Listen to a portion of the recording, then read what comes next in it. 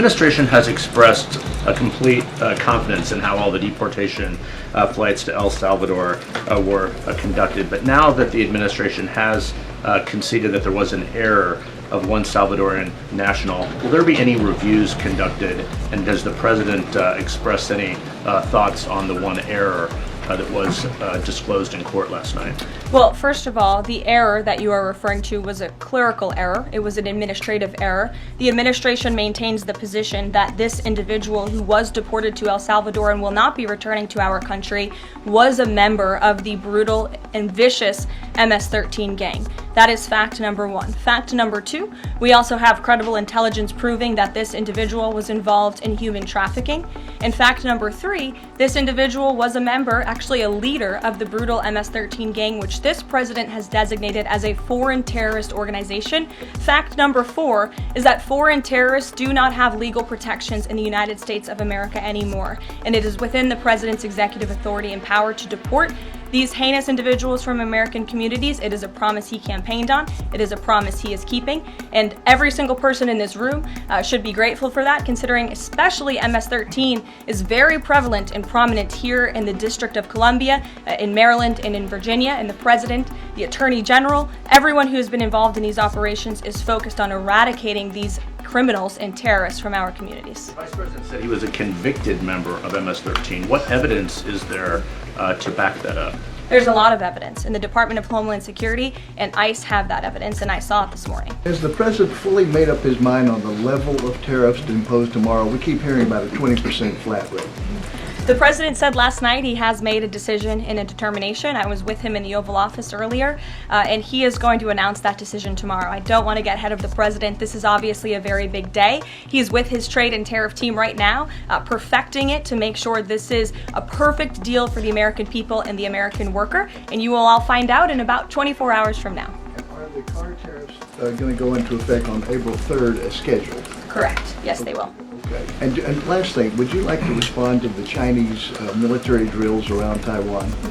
Yes, I would. As a matter of fact, the National Security Council briefed me on this morning, and they said that the president is emphasizing the importance of maintaining peace in the Taiwan Strait, encouraging the peaceful resolution of these cross-strait issues, reiterating our opposition to any unilateral attempts to change the status quo by force or coercion. That is directly from the National Security Advisor. Just for you, Steve Holland of Reuters. Monica. Thank you so much, Karoline. Elon Musk this week revealed that Doge found that the Biden administration issued over 2 million social security numbers to illegal aliens, found 20 million dead people marked as alive in the social security system. Has the White House confirmed these numbers with Elon, and is the White House looking into correcting this? I'm not sure about those specific numbers that Mr. Musk cited. I can tell you what the Social Security Administration has said themselves, according to an Inspector General's report that was conducted last year, showing there was nearly $80 billion worth of fraud in this program. We know for a fact there are individuals who should not be receiving benefits on the Social Security rolls, and this administration is focused on cleaning out the waste, fraud, and abuse in every agency, but particularly in Social Security, to make it stronger for our tax-paying, law-abiding citizens who deserve these entitlements and programs. Because you did bring up Doge, I do want to tout the incredible efforts that have been made at the Environmental Protection Agency, and Administrator Lee Zeldin is just doing a tremendous job. Just yesterday and today it will be going into effect. He announced that taxpayers will be saved $8 million in annual lease costs by moving staff out of the 323,000 square feet of space that the EPA currently occupies, which is completely unnecessary. Yesterday, Administrator Zeldin also announced he will be shutting down a museum that the Biden administration built to tell a selective story about the EPA's history and climate change. It was a real pat on the back to President Biden. And guess how much American taxpayers paid for it? $4 million for this museum that I think only 1,000 visitors saw last year alone. And it will cost American taxpayers $600,000 per year to operate this museum. Well, it's not going to exist anymore. We're going to save taxpayers those critical funds. And Administrator Zeldin is very proud to announce that. And just at EPA alone, and the cuts that they have made, they've saved taxpayers more than $22 billion in wasteful grants and spending. Peter. Thank you, Karoline. When the president goes down to Florida on the weekends, does he ever hear from, there are so many retired folks down in Florida, does he ever hear from any retired Americans who are stressed about these wild swings in the stock market because of the tariff uncertainty, and they're sitting there on fixed income or living off a 401k, and they don't know how much money's going to be left?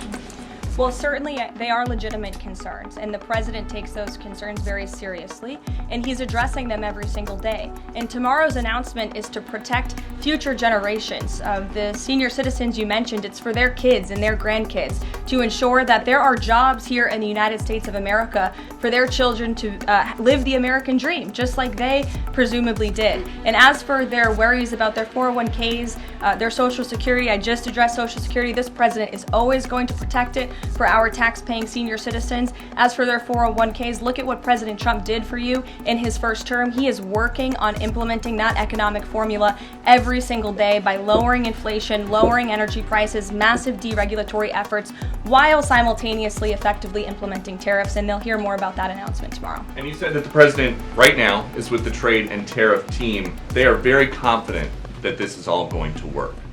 But what if Yes. they're wrong? They're not going to be wrong. It is going to work. And the president has a brilliant team of advisors who have been studying these issues for decades. We are focused on restoring the golden age of America and making America a manufacturing superpower. And again, Peter, I would point you to the investments that have already trickled into this country. And the president hasn't even made his tariff announcement yet tomorrow. There have been billions of dollars in private investments from around the world pouring into American communities. What does that look like for those watching at home, for the people you mentioned worried about their own economic circumstances? It means more jobs in your communities, which means more money, more investments, more money in your pocket. That's what the president is committed to. And I would be remiss if I didn't mention the president's commitment to tax cuts, which we are counting on Congress to do, especially on Social Security. And one more. Sure. Are the special elections today a referendum on the president? I think first of all, as you know, I'm a government employee now, so I'm not very much allowed to comment on elections that are taking place. That's something to get used to, having just been on the campaign trail for quite some time. But the president is the leader of the America First movement and the MAGA movement. And that was made very clear on November the 5th when he received nearly 80 million votes. I could also say that it is the constitutional right of every law-abiding American in these places where these elections are being held to vote, and every American should exercise their constitutional rights. Sure. Thanks, Karoline. A few questions about this deportation case. First, I wanted to clarify something that you said to Jeff a few minutes ago. You said you'd seen evidence that this man was a convicted gang member. In what court was he convicted and for what? This individual was an MS-13 ringleader. This individual was also engaged in human trafficking. And I'm glad you brought up this point again, because I would like to point out that if you just saw the headline from the insane, failing Atlantic magazine this morning, you would think this individual was Father of the Year, living in Maryland, living a peaceful life, when that couldn't be further from the truth. They didn't even mention in the title of that article, or even in the first paragraph, that this individual is an illegal criminal who broke our nation's immigration laws. He is a leader in the brutal MS-13 gang, and he is involved in human trafficking, and now MS-13 is a designated foreign terrorist organization. Foreign terrorists have no legal protections in the United States of America, and this administration is going to continue to deport foreign terrorists and illegal criminals from our nation's interior. But a judge ordered that he should remain in this country. So are you saying that it is okay to ignore a judge's ruling if you don't like it? Who does that judge work for? He's an immigration It was an judge. immigration judge who works for the Department of Justice at the direction of the Attorney General of the United States, whose name is Pam Bondi, who has committed to eradicating MS-13 from our nation's interior. And let me tell you why we've made this commitment. MS-13, may I remind each and every one of you, is a brutal and vicious gang. They raped and strangled a 20-year-old autistic woman to death in Maryland. They hacked 4 people to death with machetes in a park on Long Island. They have kidnapped, sexually tortured, and shot a teenage girl in Texas after she insulted them, allegedly. Killed and mutilated a 17-year-old girl in Virginia, stabbing him 16 times and cutting off his hands. They beheaded and cut out the heart of a man in Washington, D.C. They raped and murdered a 13-year-old girl in California. They sex trafficked a slew of young girls, including one who was just 12 years old. Raped an 11-year-old girl in Brooklyn while her brother was in the room. Sex trafficked a 13-year-old in Maryland and Virginia, miles away from this White House, even beating her 26 times on her backside with a baseball bat. Pressured homeless New Yorkers to undergo unnecessary surgeries such as spinal fusion in order to bolster their fraudulent lawsuits. These are vicious criminals. This is a vicious gang. And I wish that the media would spend just a second of the same time you have spent trying to litigate each and every individual of this gang who has been deported from our country as the innocent Americans whose lives have been lost at the hands of these brutal criminals. We maintain our position, and very strongly so.